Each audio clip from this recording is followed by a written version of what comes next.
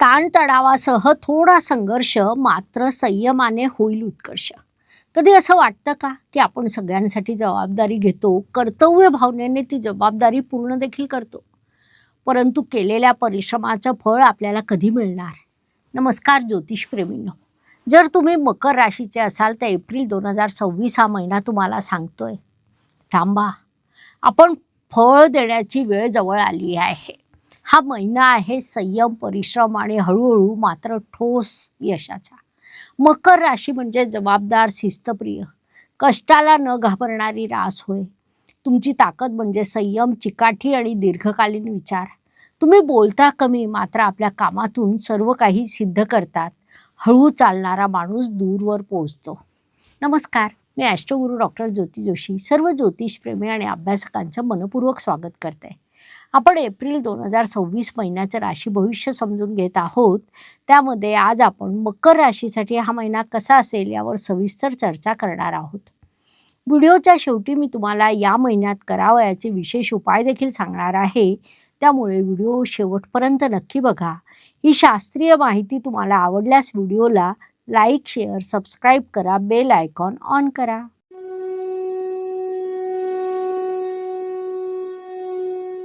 व्यक्तिमत्वाच्या दृष्टीने जेव्हा आपण विचार करतो तेव्हा राशी स्वामीची स्थिती महत्त्वाची ठरते.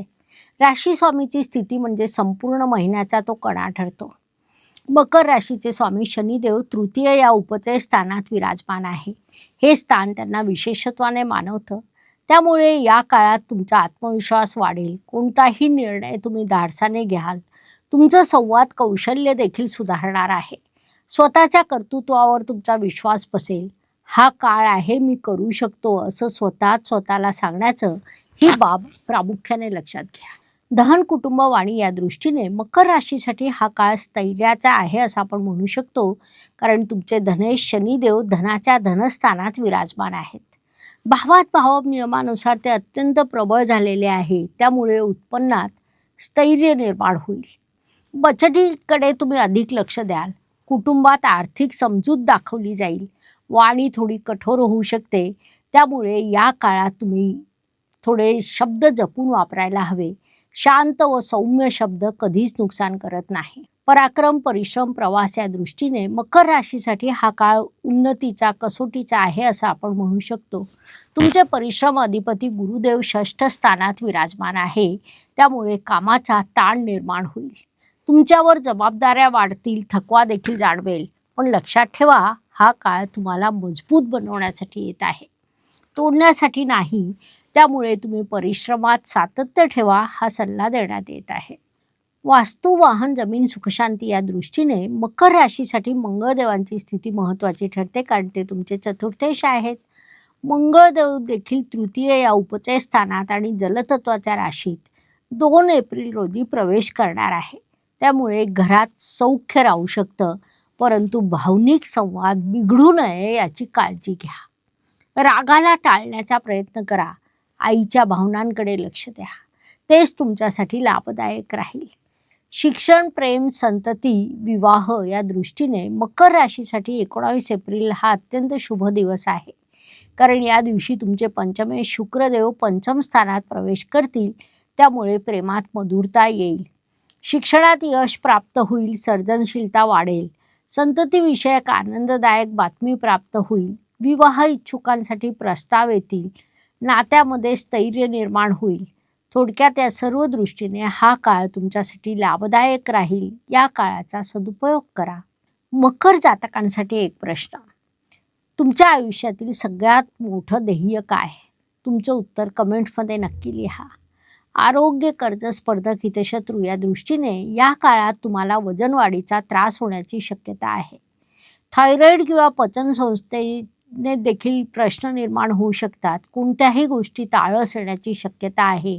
त्यामुळे नियमित चालणं, आहार, पाणी या 3 गोष्टी तुमच्यासाठी महत्त्वपूर्ण ठरतील. शत्रू व स्पर्धकांचा विचार केला असता संयम ठेवला तर तुमचा विजय निश्चितपणे होईल.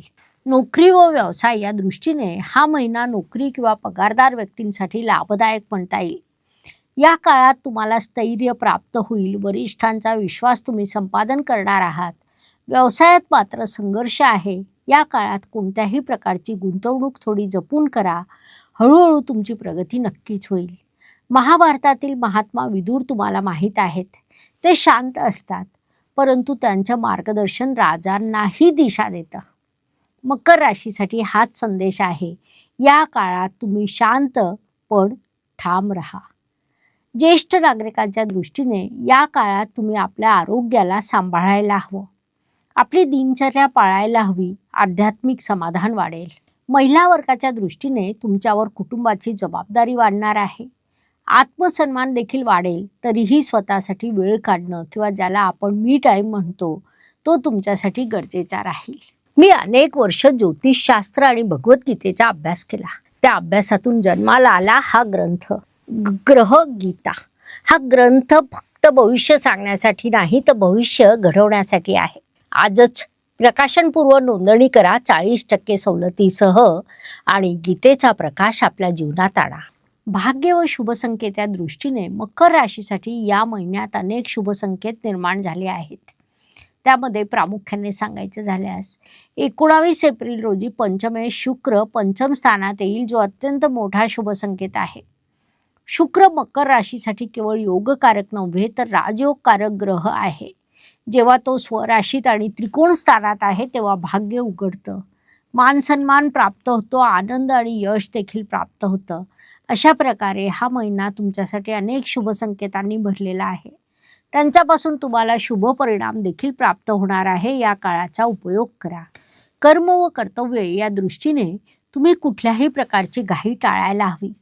कार्यात नियमितता ठेवा. स्वतःला कमी लेखू नका हा सल्ला देण्यात येत आहे. डोंगर चढताना श्वास लागतो, पण वरून दिसणारं दृश्य हे अप्रतिम असतं. मकर राशी सध्या चढावर आहे. लाभ व इच्छापूर्तीच्या दृष्टीने तुमची इच्छापूर्ती होईल.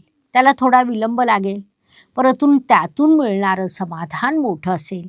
म्हणून या काळाचा पुरेपूर उपयोग करून घ्या. व्यय व परदेश गमन या दृष्टीने घरगुती खर्च निर्माण होईल. प्रवासावर खर्च होईल. परदेश गमनाची शक्यता मर्यादित प्रमाणात आहे. या सर्व कारणामुळे तुम्ही आपलं बजेट सांभाळलं पाहिजे. मकर राशीसाठी एक प्रश्न. आरोग्याकडे आपलं दुर्लक्ष होतंय असं तुम्हाला वाटतं का? तुमचं उत्तर कमेंटमध्ये नक्की लिहा.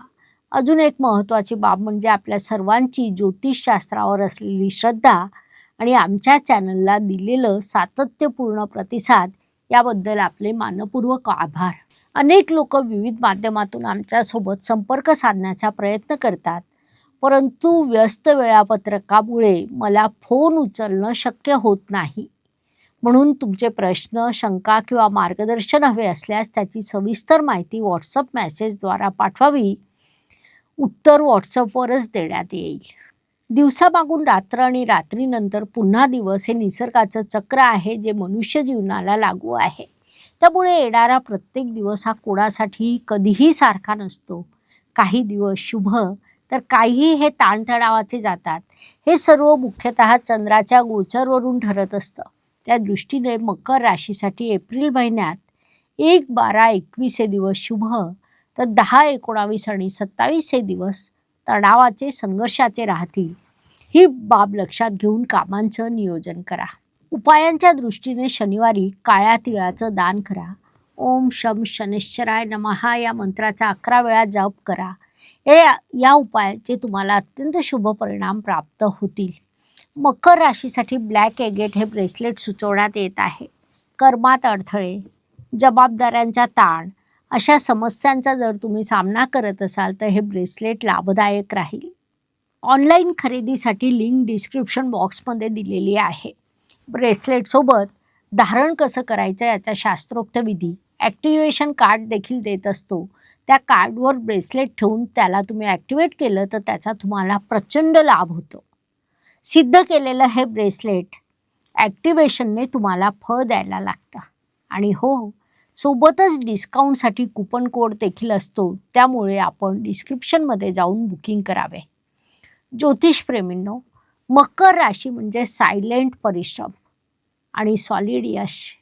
इतर लोक बोलतात, तुम्ही करून दाखवतात. आजचा संयम उद्याच्या यशाची पायाभरणी असतो.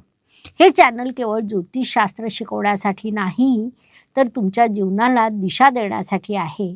इथे दिलेले उपाय, विश्लेषण आणि कथा तुमच्या उद्याच्या यशासाठी निश्चितच उपयोगी ठरतील. ही माहिती आवडली असेल तर व्हिडिओला लाईक, शेअर, सबस्क्राईब करा, बेल आयकॉन ऑन करा. तुमचे अनुभव कमेंटमध्ये नक्की लिहा. धन्यवाद. शुभम भवतु. जय ज्योतिष. नमस्कार. शास्त्राचा अभ्यास करण्यासाठी माझी मराठीतून 11, हिंदीतून 2 अशी पुस्तकं प्रकाशित झाली आहे. विशेष बाब म्हणजे मी स्वतः संशोधित केलेली ज्योती जोशी पद्धती अर्थात जे पद्धती या विषयावर स्वतंत्र ग्रंथ उपलब्ध आहे, त्याचा देखील लाभ घ्यावा. यूट्यूबची कार्यप्रणाली ही मुख्यतः लाईक, शेअर आणि सबस्क्राईबवर चालते. Please like, share and subscribe the channel. धन्यवाद. शुभम भवतु. जय ज्योतिष.